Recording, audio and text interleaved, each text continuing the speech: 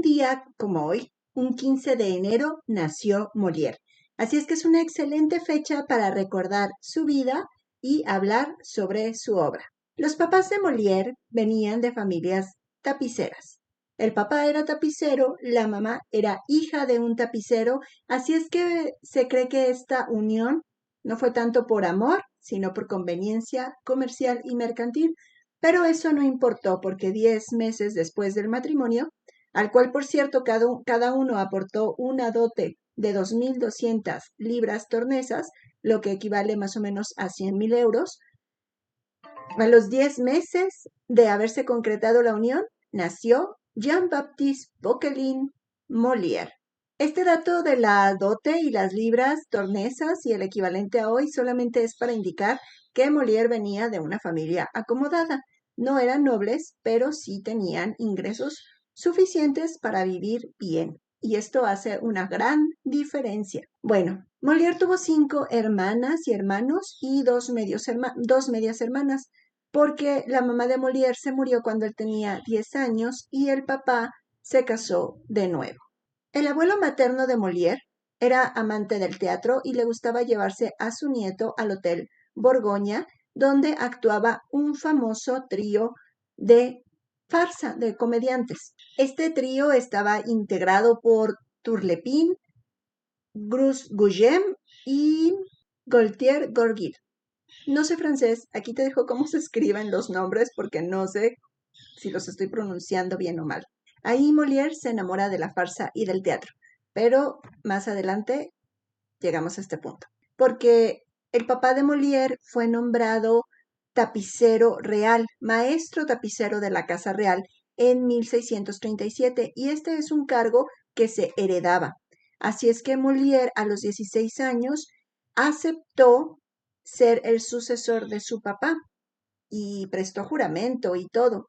Este cargo era importante porque se estaba al servicio directo del rey. De hecho, también tenías que trabajar como en la cámara del rey y ser su ayudante de cámara.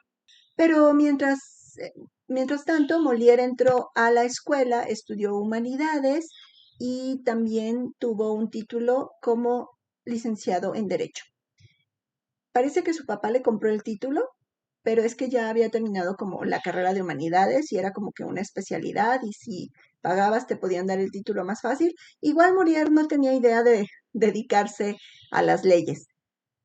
Él lo que quería era actuar, porque se enamoró del teatro cuando conoció a la familia Béjart. Magdalena Béjart tenía 24 años cuando conoció a Molière. Era una mujer culta, inteligente, interesante, seductora. Molière cayó rendido a sus pies y le mandó una carta a su papá diciéndole que iba a ser comediante. El papá, como ya conocía cómo era su hijo, mandó a un amigo de la familia a que pusiera claridad en las ideas de Molière y lo regresara por el buen camino. Así es que este amigo, Juan Pinel, fue a hablar con Molière y como consecuencia de esta plática, Juan Pinel se convirtió en actor de la compañía. No se podía hacer nada, así es que el papá de Molière le da 630 libras como parte de su herencia materna y con este dinero Molière arranca el teatro, el Ilustre Teatro. O sea, rentó un teatro, le dijo a los chicos de la compañía, vengan, aquí vamos a dar nuestras funciones, iban a pagar sueldos y todo, y abrieron el lugar el 1 de enero del año 1644. Fue un fracaso.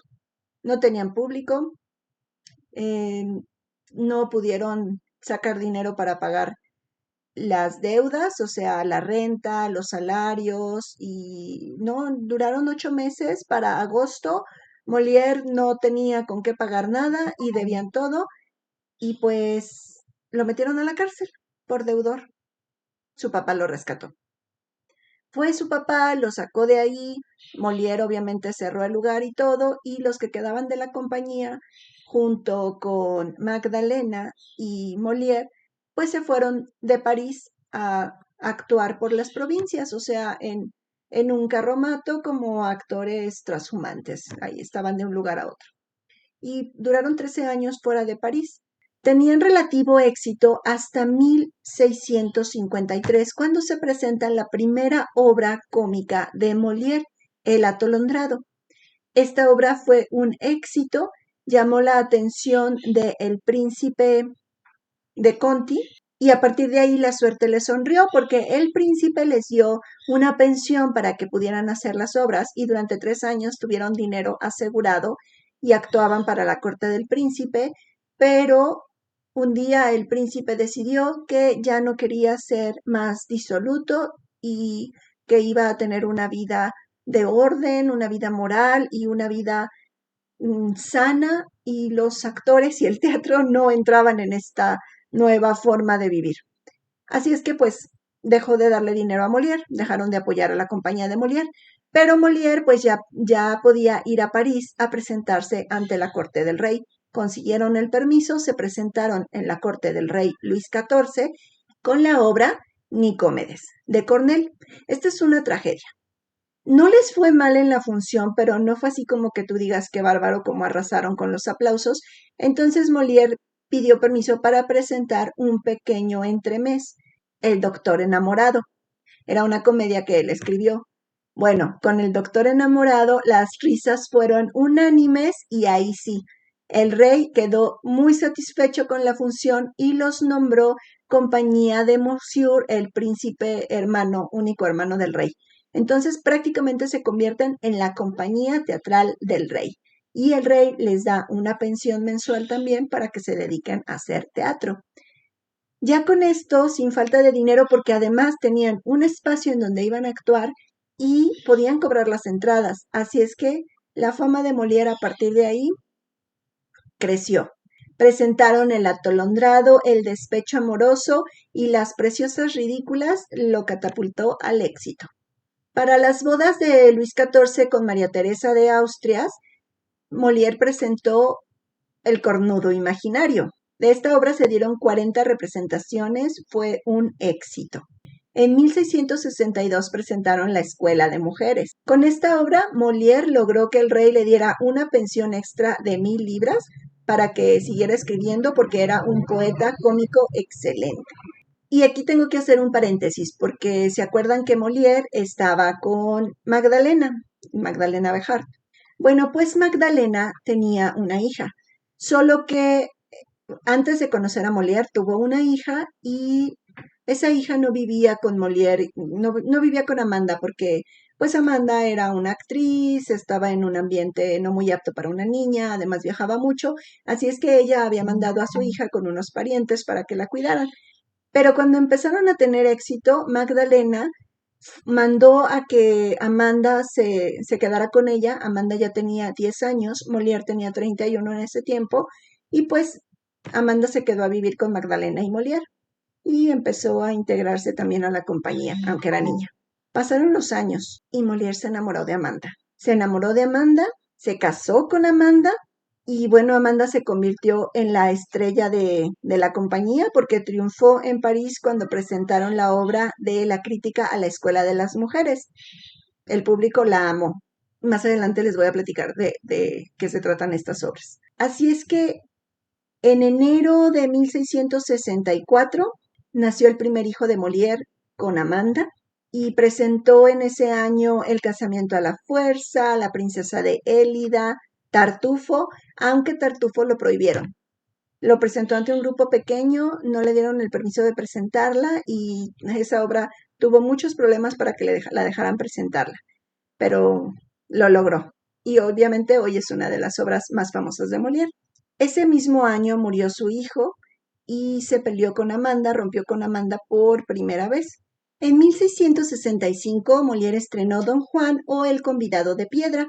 El rey aumentó su pensión a más de 30,000 libras y nació su segunda hija porque para este tiempo regresó con Amanda. Esa relación fue bastante complicada. Para el año siguiente, en 1666, estrenó El Misántropo y Amanda se hizo súper reconocida en su papel de Celimena.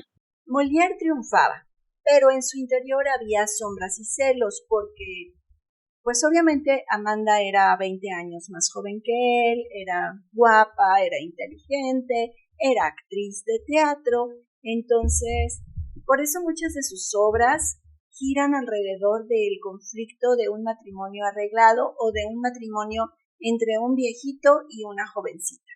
Obviamente el viejito nunca sale bien parado, pero bueno, Molière presentó El Misántropo, después estrenó El médico a fuerzas, Pastoral cómica, El amor pintor. Muchas de estas obras fueron explícitamente escritas para la corte del rey Luis XIV, o sea, porque le dijo el rey, quiero que me presentes algo sobre este tema. Así es que Molière triunfaba. Mientras el rey se encontraba en Flandes, Molière, que ya había trabajado y pulido su Tartufo, lo presentó y se lo censuraron. El arzobispo de París prohibió severamente las representaciones en su diócesis. Fue hasta 1669 cuando Molière pudo presentar Tartufo autorizado por el rey, con un éxito arrollador. Y después, cuando veamos las obras, te contaré por qué Tartufo fue tan censurada. Para cuando Molière tenía 50 años, era un ser triste, con un humor amargado, enfermo, preocupado. En 1672 estrenó Las mujeres sabias, también con un gran éxito. Nació y murió su tercer hijo, y Molière estaba abatido, tosía sin cesar y estaba muy, muy cansado por todo. En 1673 se estrenó El enfermo imaginario, y en la cuarta función Molière se sintió muy mal. Al finalizar la obra pidió que le hablaran al sacerdote para que le pusieran los santos óleos, pero el sacerdote no alcanzó a llegar a tiempo, así es que Molière murió sin estos sacramentos. Los detractores de Molière, los enemigos de Molière, porque obviamente tenía muchos enemigos, pues porque era el favorito del rey. Los enemigos de Molière dijeron que Molière había muerto sin los sacramentos y que por eso no se podía enterrar en suelo santo. De hecho, en París había una ley que prohibía a las concubinas, a las rameras, a los brujos, a los usureros y a los cómicos ser enterrados en suelo santo. Tuvo que intervenir el rey para que autorizaran que Molière fuera sepultado en un cementerio bien, pero todo su rito fúnebre fue durante las horas diurnas, sin ninguna pompa y solamente con 2 sacerdotes. No permitieron que fuera la población a rendirle sus respetos al comediante escritor más famoso de la época. El Teatro del Palais Royal, que era el teatro de Molière, cerró durante 3 días en señal de luto. Amanda recibió una herencia de 300,000 francos y vivió 26 años más. La hija de Molière murió sin descendencia y no se sabe dónde quedaron las pertenencias de Molière. Molière fue uno de los primeros humoristas del teatro moderno. Logró que sus obras mostraran la tragedia de lo cómico y la comicidad de lo trágico. Él retrató almas en cada personaje y por eso sus personajes siguen vigentes, porque supo identificar las pasiones, virtudes y defectos de cada ser humano. Sus obras. Escribió muchas obras. Aquí está su libro de las obras completas y todos estos papelitos indican una obra. Así es que voy a tratar de irme lo más rápido posible. Empezamos con El atolondrado o Los contratiempos, la primera obra que escribió. La historia trata de un enamorado, Lelio, que quiere estar con Celia. Mascarilla, su sirviente, hace 1000 planes para que Lelio esté con Celia, pero Lelio una y otra vez los arruina. Por eso se llama El atolondrado. En esta obra todavía no vemos la crítica social que va a ser representativa de Molière, pero ya se notan sus rasgos de humor, ritmo y personajes interesantes, además pues de la comedia de situaciones y enredos. Después siguió El despecho amoroso. El despecho amoroso, como su nombre lo indica, pues trata de un malentendido amoroso, de celos, de orgullos heridos. Los personajes prefieren no hablar, directamente, y pues hay una serie de situaciones y engaños que hacen que los personajes piensen que su amor los está ignorando, que no los quieren y demás. Hay una mujer que está disfrazada de un hombre, nadie sabe que es mujer en realidad, y ella está enamorada de un hombre y luego ya después el hombre se entera que sí es mujer y bueno, es una comedia de enredos. Después están Las Preciosas Ridículas. Las Preciosas Ridículas fue la obra que mandó a la fama a Molière, porque en esta obra Molière ya hace una crítica social muy fuerte a las preciosas ridículas de su época. Es la historia de Catos y Madelón, dos chicas provincianas que van a la ciudad. Estas chicas se creen mucho y son pedantes y falsas y pretenciosas, muy pretenciosas. El papá de estas muchachas pues les presenta a unos pretendientes y ellas los desprecian porque dicen que estos pretendientes son anticuados, que solo quieren casarse y ellas lo que quieren es vivir aventuras y amoríos como en las novelas. Estos pretendientes les quieren dar una lección, así es que mandan a Mascarilla y Jodelet, sus criados, a que pretendan a las ridículas. Obviamente las niñas caen rendidas ante el Mascarilla y Jodelet, porque Mascarilla se hace pasar por un gran poeta y bueno, quedan en ridículo. Esta obra pues ya señala la característica de Molière acerca de reconocer a los personajes sociales y hacer críticas de las actitudes falsas y pretenciosas de su época. De hecho, esta obra sigue siendo muy vigente y es de las que comúnmente se llevan a escena.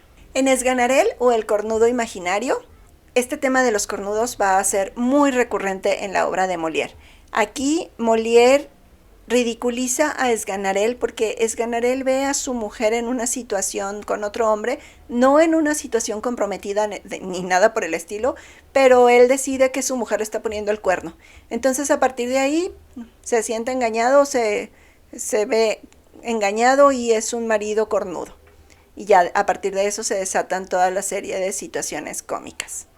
En mi web, taniaruizg.com, te dejo el enlace aquí en la descripción del video, está la explicación más completa de cada obra y de la trama de cada obra, porque obviamente son muchas y el video se va a hacer muy largo si te cuento todo tal cual.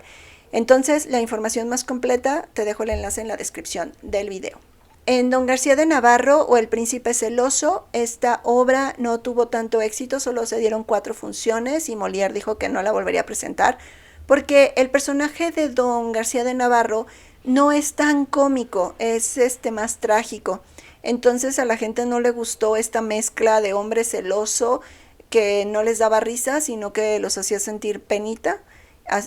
Lo criticaron mucho, 4 funciones, y Molière dijo, esto no da más, no soy buen actor trágico, nunca más la volvió a presentar. Tenemos La Escuela de los Maridos, también una obra muy divertida en donde ya se habla de estas bodas entre personajes masculinos muy grandes y personajes femeninos de menor edad, aunque aquí específicamente es sobre 2 formas opuestas de ejercer la autoridad, porque tenemos a 2 niñas que el papá y la mamá se mueren. Estas 2 niñas quedan a cargo de 2 amigos del papá, cada uno educa a una de las gemelas a su modo, uno con una educación muy autoritaria y el otro con una educación más liberal, y pues al final la chica que se educa de manera autoritaria es más libertina y la que se educa de manera liberal es un poco más sensata. En esta obra vemos personajes femeninos muy interesantes y se mantiene la crítica social que hace Molière en cada una de sus comedias. Los Importunos es una obra corta, una comedia ballet que le pidieron a Molière y la tuvo que sacar muy rápido. Entonces, más que una obra completa en sí, es un argumento muy simple. El enamorado quiere pedirle matrimonio a la enamorada, pero en el camino van llegando diferentes personajes que lo atrasan. Y dentro de estos personajes hay espacios para baile. Es, digamos que es de las primeras obras de comedia ballet, o sea, como si fueran los inicios de un teatro musical, porque le pidieron esta obra a Molière, tenía muy poco tiempo para hacerla y fue esa la manera rápida de resolver el espectáculo. Después tenemos la Escuela de las Mujeres, continuación, bueno, no continuación, sino a raíz de la Escuela de los Maridos, viene la Escuela de las Mujeres, que más o menos es la misma situación en donde un personaje masculino está a cargo de un personaje femenino, o sea, Arnolfo es un hombre grande, maduro, que se tiene a su cargo a una huérfana, Inés, y entonces él se quiere casar con ella y la educa de una manera muy autoritaria también, prohibiéndole pensar prácticamente, porque él piensa que una mujer que no piensa va a ser una mujer sumisa, dócil y una excelente esposa que no le va a poner el cuerno. Entonces le da las clases necesarias para ser mujer, o sea, de bordado, costura y demás, pero pues Inés conoce a Horacio, se enamora de él y no importa la educación que le dio, Inés piensa por sí misma, tiene opiniones, cuestiona lo que hace Arnulfo y entonces pues Arnulfo se queda solito, porque Inés sí se casa con Horacio. Además, Horacio tenía la edad de Inés y Arnulfo ya era un viejo rabo verde. Bueno, esta obra tuvo muchísimo éxito, entonces la gente empezó a hablar bien o mal de la obra, como siempre pasa. Obviamente los que odiaban a Molière empezaron a hablar mal de Molière. Y Molière, para responderles, escribió La crítica a la Escuela de las Mujeres. Y esta es una obra muy interesante porque es teatro dentro del teatro. O sea, los personajes van a ver la obra de la Escuela de las Mujeres y después platican sobre lo que vieron y lo que opinan. De esta forma, Molière expone los puntos de vista que él defiende acerca de la comedia y habla también sobre lo que no le gusta en el teatro. Es una obra metateatral muy interesante. La improvisación de Versalles fue una obra pedida por el rey para un carnaval. Entonces tenía que ser muy fastuosa porque pues era el carnaval, tenía que haber baile, música y Molière dijo que sí, pero el rey pidió ver un ensayo antes de la función, así es que Molière le tuvo que pedir ayuda a Cornell para que terminaran de escribir la obra. Es también teatro dentro del teatro porque los actores van a dar una función para el rey, pero no han terminado de preparar el espectáculo y llega Molière a decirles lo que van a hacer para salvar el espectáculo. Así es que vemos también teatro dentro del teatro. Y algunas veces los actores hablan como actores y otras como sus personajes y lo utiliza Molière para criticar todo lo que no le gusta del teatro de su época. Luego tenemos El casamiento a la fuerza. Bueno, aquí el personaje masculino, Esganarelle, decide que se va a casar, pero tiene muchas dudas porque no quiere que la mujer le ponga el cuerno, porque no quiere que le roben su libertad, no sabe si casarse va a ser bien o mal para él y va buscando diferentes opiniones de personajes importantes para tomar una decisión. Luego tenemos La princesa de Élida, que es una obra de las menos montadas y conocidas de Molière. También fue específicamente para la corte de Luis XIV. Esta comedia es más galante, idealizando el amor cortesano, el amor y la pasión. Llegamos a Don Juan o el convidado de piedra. Está basada en la historia española de Don Juan. Aquí pues Don Juan se la pasa engañando a 20,000 mujeres y a todas les dice que se va a casar con ellas y deja un reguerío ahí de doncellas mancilladas. Él mata al comendador y ante la estatua del comendador lo reta y le dice que lo va a invitar a cenar y el comendador acepta. Entonces aquí ante el comendador pues a Don Juan ya no es tan valiente y tiene que arrepentirse de todo lo que hizo en su vida engañando a las mujeres. Después tenemos El amor médico. El amor médico es una comedia en donde Molière satiriza la medicina pedante y la autoridad masculina, los matrimonios impuestos. En esta historia Esganarelle es un padre viudo que quiere casar a su hija, pero no con cualquier hombre, pues, o sea, quiere casarla con un viejito que él ya eligió. Entonces en esta obra se usa el pretexto de la enfermedad de la protagonista. No está enferma, pero usa eso de pretexto y así el papá no la puede casar con quien él quiere, pero pues el papá manda a hablar a miles de doctores y los doctores hablan en latín, cada quien da su diagnóstico, no toman en cuenta al paciente, no toman en cuenta a los demás doctores y ahí se demuestra que pues nadie sabe, los doctores no saben nada ni les interesa el paciente, solo sacar dinero. Me salté en mis apuntes esta obra también tan importante para Molière. Aquí el centro de la obra es Alcestes, un hombre que desprecia la hipocresía social y exige una honestidad total, sin concesiones. Se niega a suavizar sus opiniones, incluso cuando la convivencia lo exige. Él está enamorado, pero pues Célimène disfruta del juego social, la conversación y la seducción, y eso es algo que Alcestes rechaza. La obra muestra cómo la rigidez moral puede volverse autodestructiva. Luego tenemos El médico a palos. En esta comedia, una esposa cansada de su marido, haragán y maltratador de mujeres, les dice a unos criados que andan buscando un doctor que su marido es doctor, pero que solo va a aceptarlo después de una buena paliza. Entonces los criados se lo creen, se lo llevan porque necesitan también conseguir a un doctor para aliviar a la hija que no se quiere, a otra hija que no se quiere casar. O sea, estos son los temas recurrentes de Molière. Y bueno, este pobre personaje, hasta que le dan unos buenos trancazos, dice, sí, está bien, soy doctor, y a partir de ahí receta puras cosas sin sentido, también pretende que habla latín y pues queda de manifiesto que todos los doctores son unos charlatanes.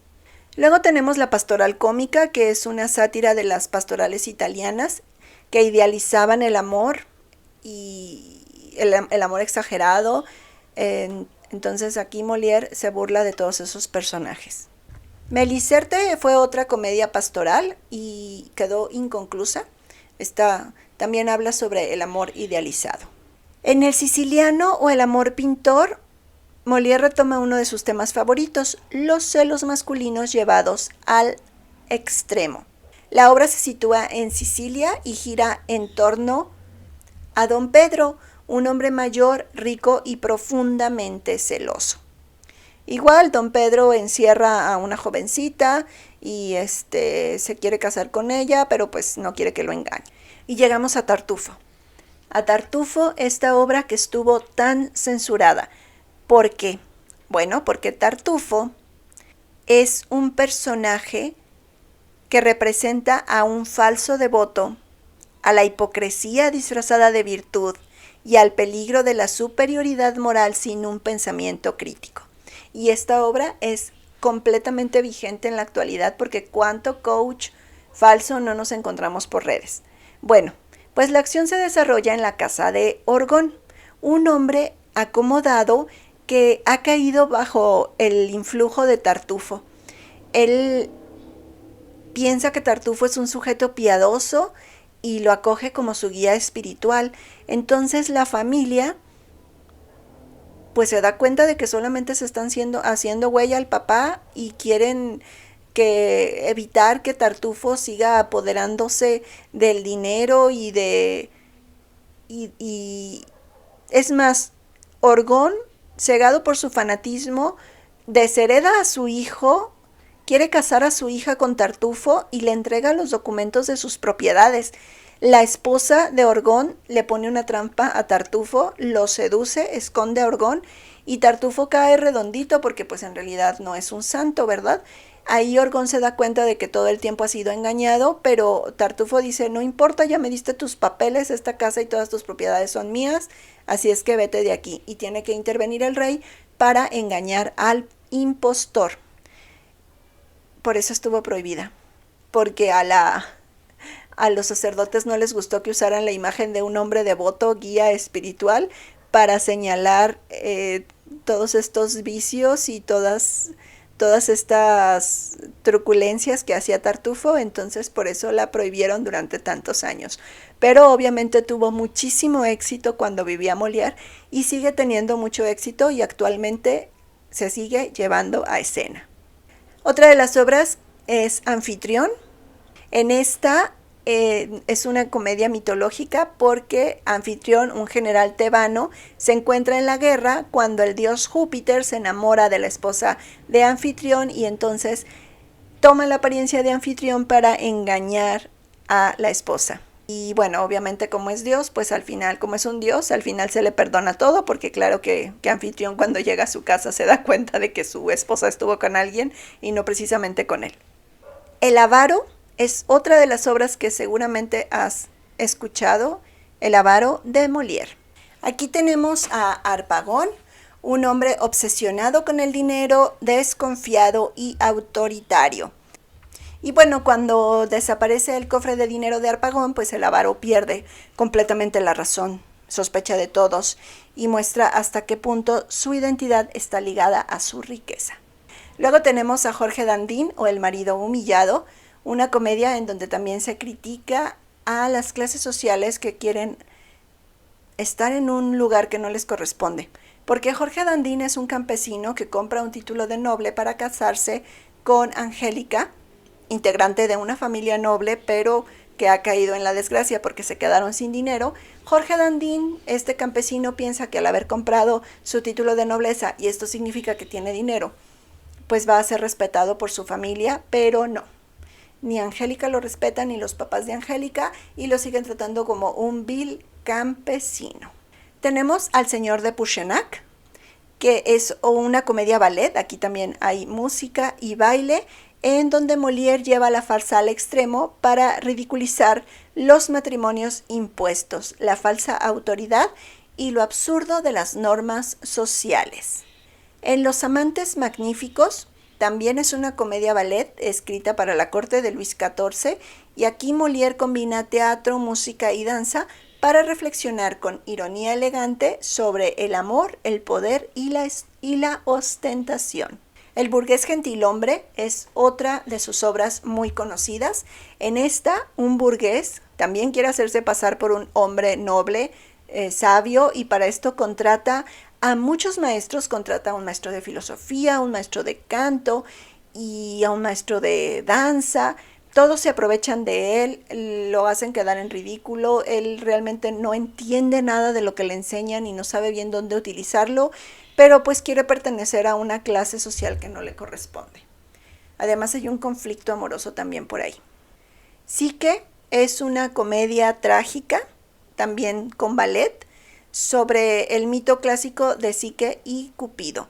Este también fue un espectáculo para la corte del rey, así es que hay un gran despliegue visual, música y danza. Las trapicerías de Scapin es una obra que se acerca a la comedia del arte porque el criado es un personaje muy importante. Es una comedia muy dinámica y popular de Molière, en donde lo que importa es el ingenio, la astucia y la rebelión del criado frente a la autoridad paterna. Aquí dos jóvenes se quieren casar y pues Scapin va a hacer todo lo que esté en sus manos para lograr la unión de estos chicos. Tenemos La condesa de Escarabañas, de nuevo hablando sobre la pretensión social, porque acá una dama, la que se hace pasar por condesa de Escarabañas, en realidad es una mujer de provincia que quiere ser aristócrata, pero pues sus comportamientos la revelan como una persona vulgar.